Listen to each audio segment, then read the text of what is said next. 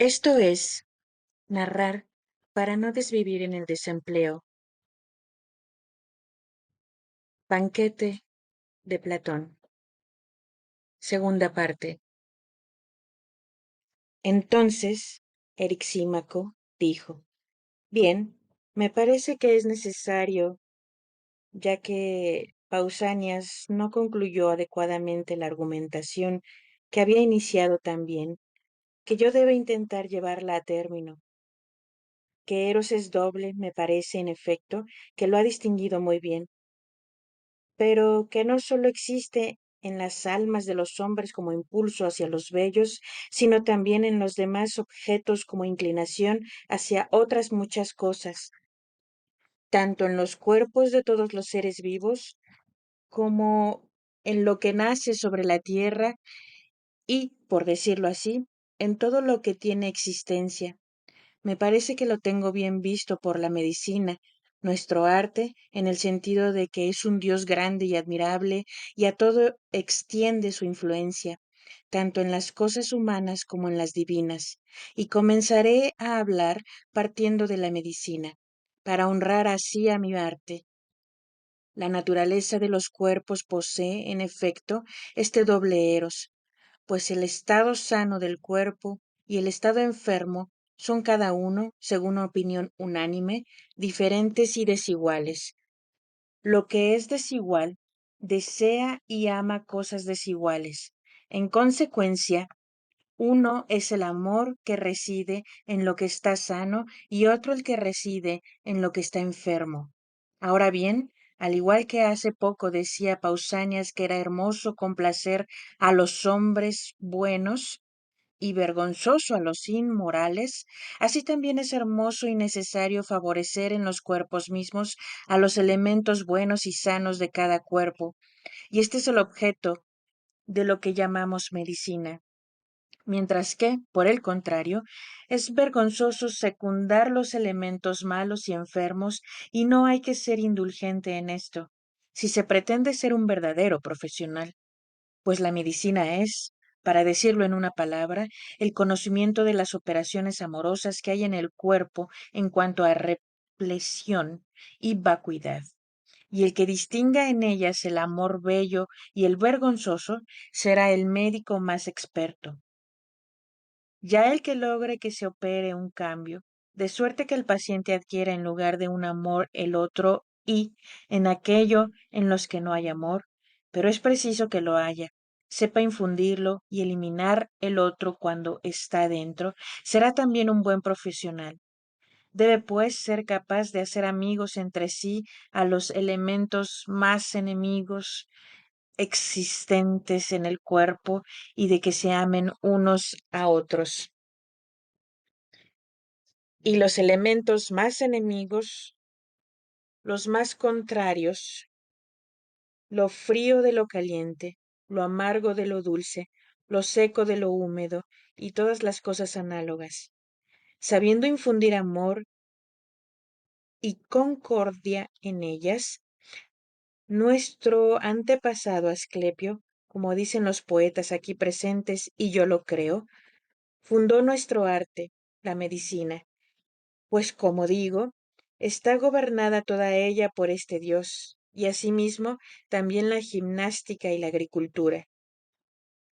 y que la música se encuentra en la misma situación que éstas. Resulta evidente para todos el que ponga solo un poco de atención,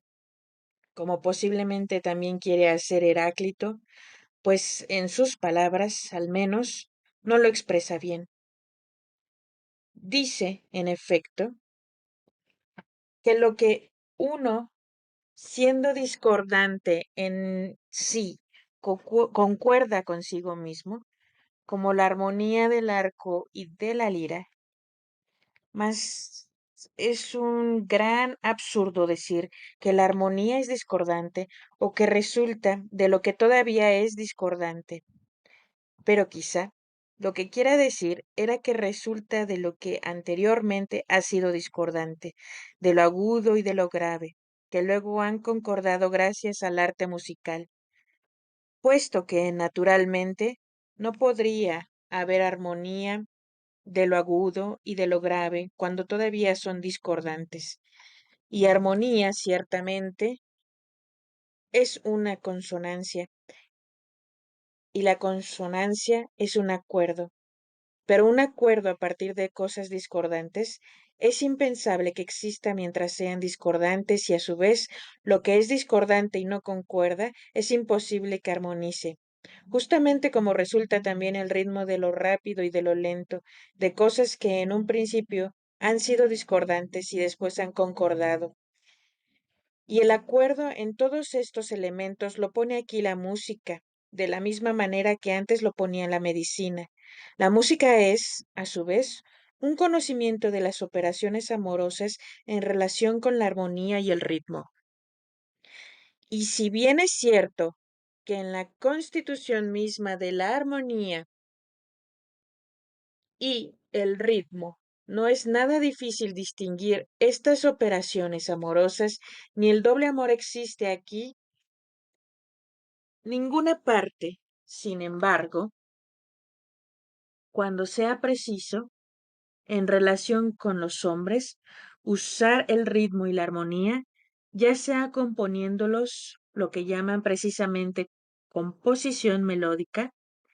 ya sea utilizando correctamente melodías y metros ya compuestos, lo que se llama justamente educación, entonces sí, es difícil y se precisa de un buen profesional.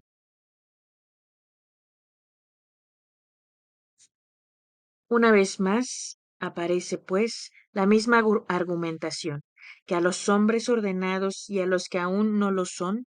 para que lleguen a serlo, hay que complacerlos y preservar su amor. Y este es el Eros hermoso, el celeste, el de la musa Urania. En cambio, el de Polimnia es el vulgar,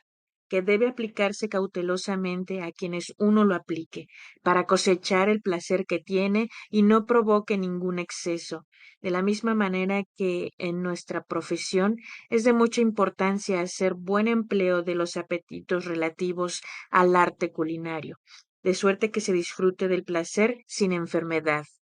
Así pues, no solo en la música, sino también en la medicina y en todas las demás materias, tanto humanas como divinas, hay que vigilar en la medida en que sea factible a uno y otro eros, ya que los dos se encuentran en ellas, pues hasta la composición de las estaciones del año está llena de estos, y cada vez que en sus relaciones mutuas los elementos que yo mencionaba hace un instante, a saber, lo caliente y lo frío, lo seco y lo húmedo, obtengan en suerte el eros ordenado y reciban armonía y razonable mezcla, llegan cargados de prosperidad y salud para los hombres y demás animales y plantas, y no hacen ningún daño.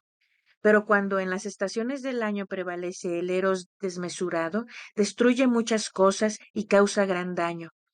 Las plagas, en efecto, suelen originarse de tales situaciones y asimismo otras muchas y variadas enfermedades entre los animales y las plantas. Pues las escarchas,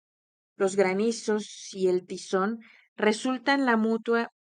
preponderancia y desorden de tales operaciones amorosas cuyo conocimiento en relación con el movimiento de los astros y el cambio de las estaciones del año se llama astronomía. Más aún, también todos los sacrificios y actos que regula la adivinación, esto es, la comunicación entre sí de los dioses y los hombres, no tienen ninguna otra finalidad que la vigilancia y curación de Eros. Toda impiedad, efectivamente, suele originarse cuando alguien no complace al Eros ordenado y no le honra ni le venera en toda acción, sino al otro, todo en relación con los padres, vivos o muertos, como en relación con los dioses. Está encomendado precisamente a la adivinación vigilar y sanar a los que tienen estos deseos, con lo que la adivinación es, a su vez, un artífice de la amistad entre los dioses y los hombres, gracias a su conocimiento de las operaciones amorosas entre los hombres que conciernen a la ley divina y a la piedad. Tan múltiple y grande es a la fuerza, o mejor dicho, la omnipotencia que tiene todo Eros en general. Mas aquel que se realiza en el bien con moderación y justicia, tanto en nosotros como en los dioses, ese es el que posee el mayor poder y el que nos proporciona toda felicidad, de modo que podamos estar en contacto y ser amigos tantos unos como otros con los dioses, que son superiores a nosotros. Quizás también yo haya pasado por alto algunas cosas en mi elogio de Eros, mas no voluntariamente, por cierto. Pero si he omitido algo, es labor tuya, Aristófanes, emplearlo. O si tienes intención de encomiar al dios de otra manera, hazlo, pues el hipo ya se te ha pasado. Entonces, Aristófanes, me dijo Aristodemo, tomando a continuación la palabra, dijo, efectivamente, se me ha pasado, pero no antes de que le aplicara el estornudo, de suerte que me pregunto con admiración si la parte ordenada de mi cuerpo desea semejante ruido y cosquilleos, como es el estornudo. Por tanto, cesó el hipo tan pronto como le apliqué el estornudo. A lo que respondió Erixímaco, mi buen Aristófanes, mira qué haces. Bromeas cuando estás a punto de hablar y me obligas a convertirme en guardián de tu discurso para ver si dices algo risible, a pesar de que te es posible hablar en paz. Y Aristófanes, echándose a reír, dijo, dices bien, Erixímaco, y considérese que no he dicho lo que acabo de decir, pero no me vigiles, porque lo que yo temo en relación con lo que voy a decir no es que diga cosas risibles, pues esto sería un beneficio y algo característico de mi musa, sino cosas ridículas. Después de tirar la piedra, dijo Erixímaco, Aristófanes, ¿crees que te vas a escapar? Mas presta atención y habla como si fueras a dar cuenta de lo que digas. No obstante, quizá,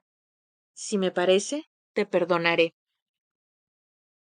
Efectivamente, Erixímaco, dijo Aristófanes, tengo la intención de hablar de manera muy distinta como tú y Pausanias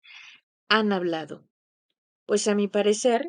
los hombres no se han percatado en absoluto del poder de Eros, puesto que si se hubieran percatado, le habrían levantado los mayores templos y altares y le harían los más grandes sacrificios, no como ahora, que no existe nada de esto relacionado con él, siendo así que debería existir por encima de todo,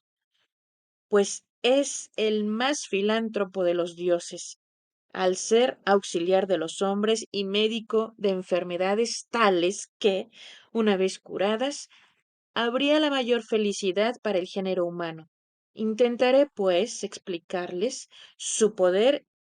y ustedes serán los maestros de los demás. Pero primero es preciso que conozcan la naturaleza humana y las modificaciones que ha sufrido, ya que nuestra antigua naturaleza no era la misma de ahora, sino diferente. En primer lugar, tres eran los sexos de las personas, no dos, como ahora masculino y femenino, sino que había además un tercero que participaba de estos dos, cuyo nombre sobrevive todavía, aunque él mismo ha desaparecido, el andrógino. Era entonces una cosa sola en cuanto a forma y nombre, que participaba de uno y de otro, de lo masculino y de lo femenino, pero que ahora no es sino un nombre que yace en la ignominia. En segundo lugar, la forma de cada persona era totalmente redonda,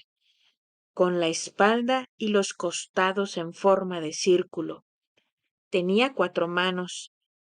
el mismo número de pies que de manos y dos rostros perfectamente iguales sobre un cuello circular. Y sobre estos dos rostros, situados en direcciones opuestas, una sola cabeza, y además 4 orejas, 2 órganos sexuales, y todo lo demás como uno puede imaginarse a tenor de lo dicho. Caminaba también recto como ahora, en cualquiera de las dos direcciones que quisiera, pero cada vez que se lanzaba a correr velozmente, al igual que ahora los acróbatas, dan volteretas circulares haciendo girar las piernas hasta la posición vertical, se movía en círculo rápidamente, apoyándose en sus miembros, que entonces eran 8. Eran 3 los sexos, y de estas características, porque lo masculino era originariamente descendiente del Sol,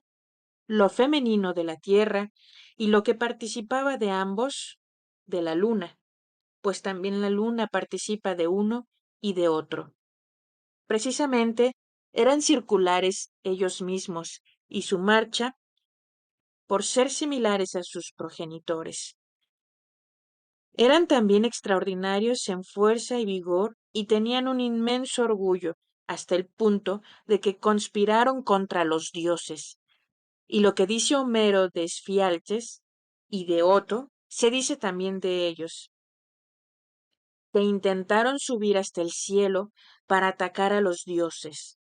Entonces, Zeus y los demás dioses deliberaban sobre qué debían hacer con ellos, y no encontraban solución, porque ni podían matarlos y exterminar su linaje, fulminándolos con el rayo, como a los gigantes, pues entonces se les habrían esfumado también los honores y sacrificios que recibían de parte de los hombres, ni podían permitirles tampoco seguir siendo insolentes. Tras pensarlo detenidamente, dijo al fin Zeus: me parece que tengo el medio de cómo podrían seguir existiendo los hombres y a la vez cesar de su desenfreno, haciéndolos más débiles. Ahora mismo, dijo, los cortaré en 2 mitades a cada uno, y de esta forma serán a la vez más débiles y más útiles para nosotros por ser más numerosos. Andarán rectos sobre 2 piernas, y nos parece que todavía perdurarán en su insolencia y no quieren permanecer tranquilos. De nuevo dijo, los cortaré en 2 mitades,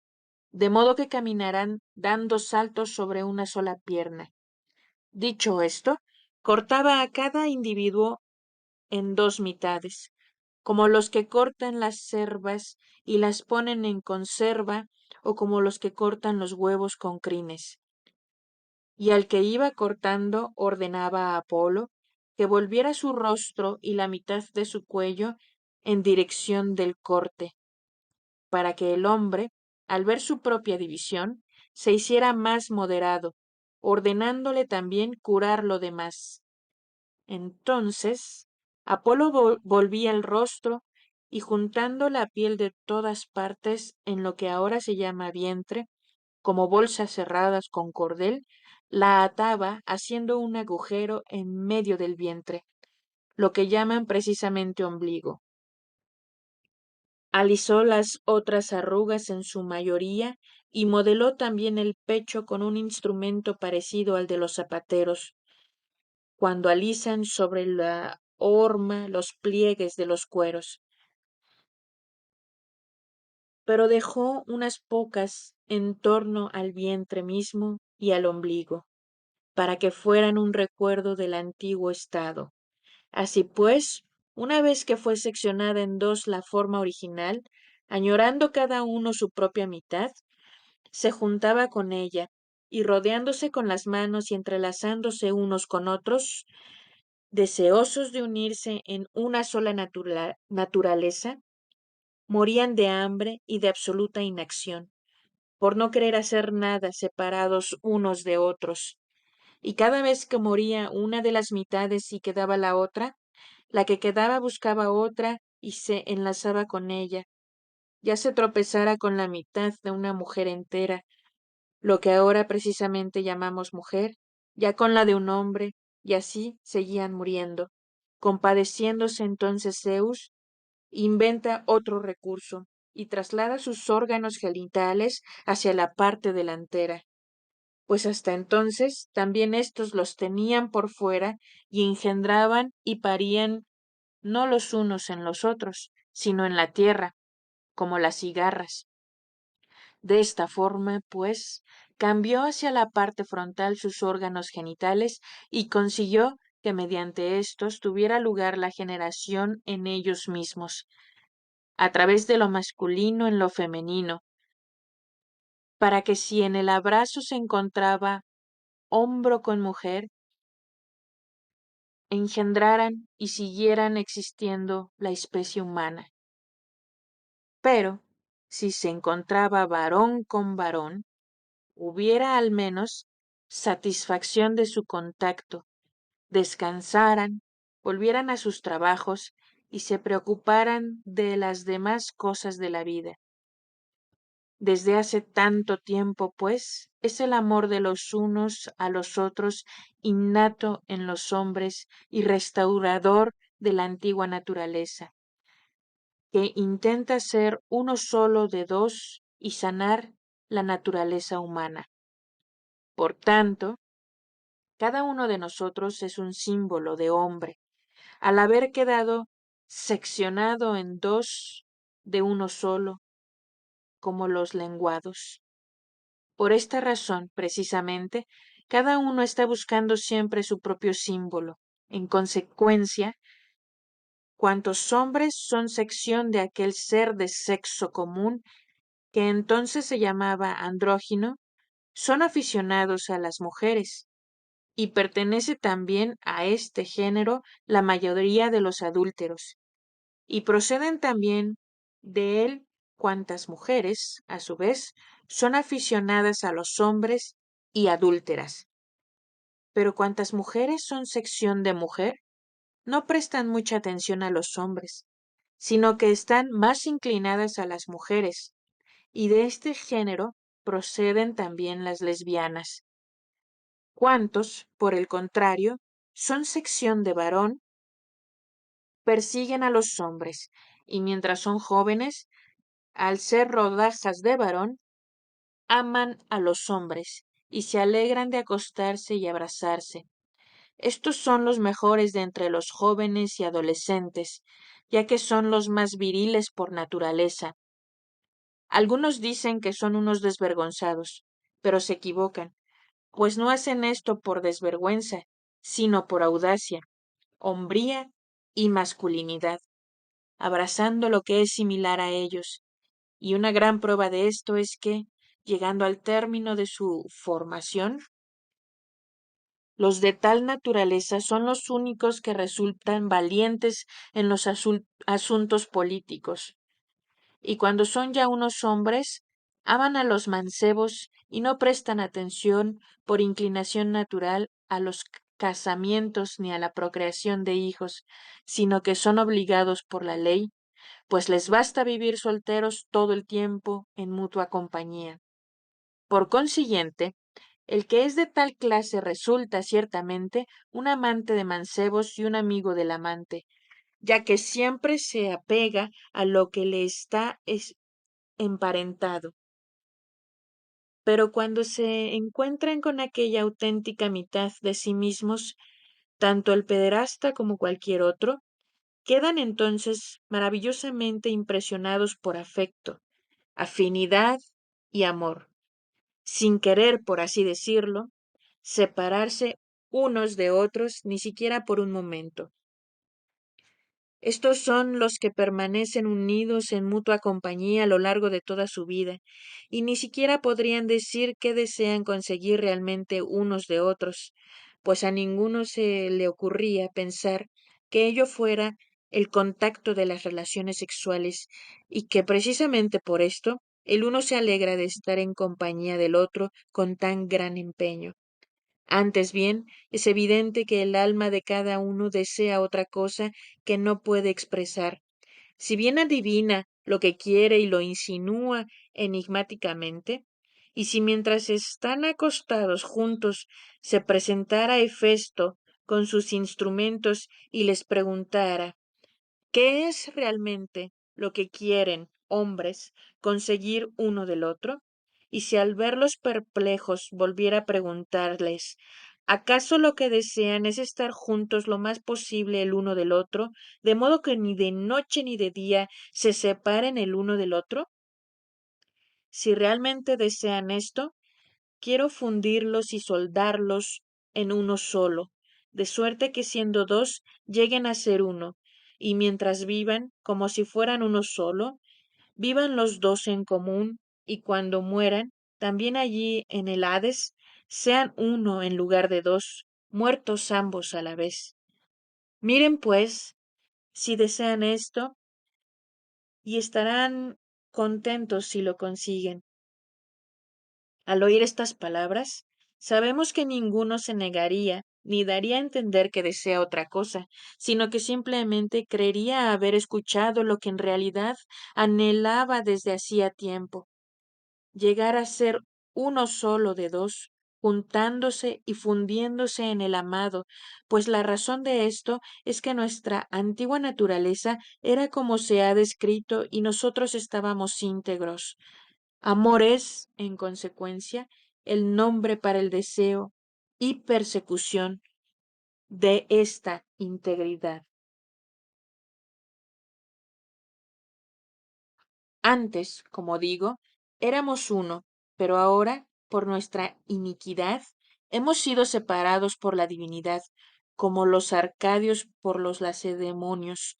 Existe, pues, el temor de que si no somos mesurados respecto a los dioses, podamos ser partidos de nuevo en dos y andemos por ahí, como lo están esculpidos en relieve en las estelas, separados en dos por la nariz, convertidos en téseras. Esta es la razón, precisamente, por la que todo hombre debe exhortar a otros a ser piadoso con los dioses en todo, para evitar lo uno y conseguir lo otro, siendo Eros nuestro guía y caudillo, que nadie obre en su contra,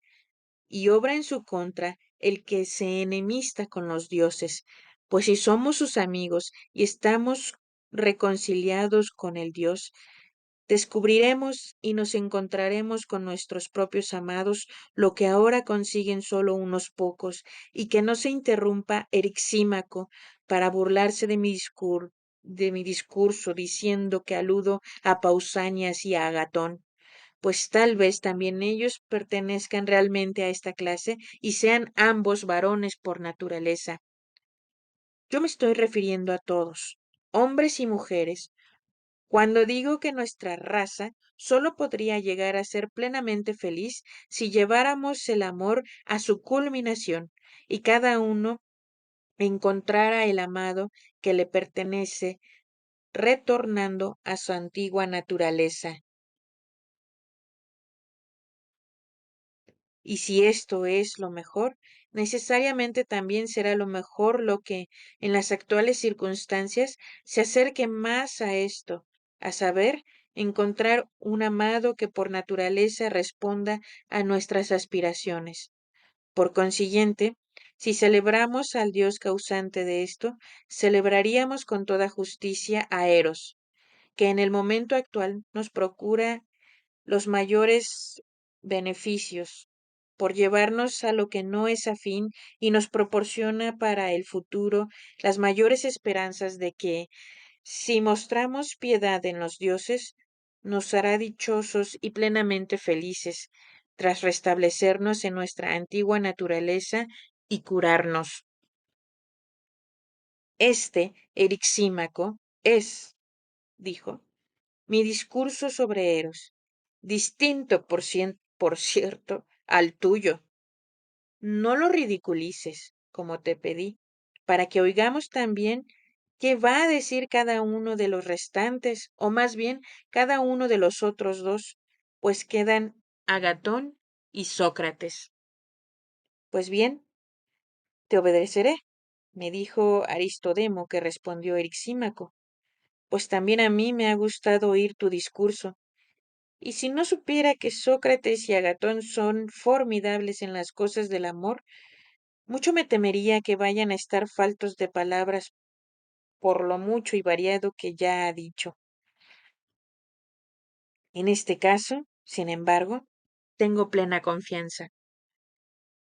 Tú mismo, Erixímaco, dijo entonces Sócrates, has competido, en efecto, muy bien, pero si estuvieras donde yo estoy ahora, o mejor, tal vez, donde esté cuando Agatón haya dicho también su bello discurso, tendría en verdad mucho miedo, y estaría en la mayor desesperación, como estoy yo ahora.